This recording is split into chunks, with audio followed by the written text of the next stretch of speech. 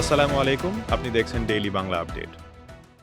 আজ আমরা আলোচনা করব বাংলাদেশের সাম্প্রতিক রাজনৈতিক পরিস্থিতি সম্পর্কে। গত কয়েকদিনে দেশের রাজনৈতিক অঙ্গনে বেশ কিছু গুরুত্বপূর্ণ ঘটনা ঘটেছে। বিভিন্ন দলের মধ্যে সমঝোতা, নতুন আইন বা নীতি এবং জনপ্রতিনিধিদের কর্মকাণ্ড নিয়ে জনগণের মধ্যে আলোচনার ভিড় দেখা যাচ্ছে।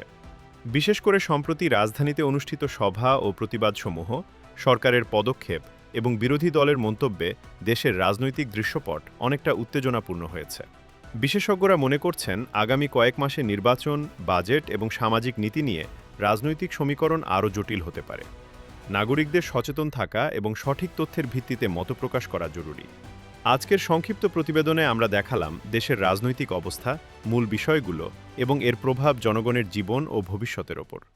ভিডিওটি ভালো লাগলে লাইক দিন, মন্তব্য করুন আপনার মতামত এবং চ্যানেলটি সাবস্ক্রাইব করুন। ধন্যবাদ দেখার জন্য।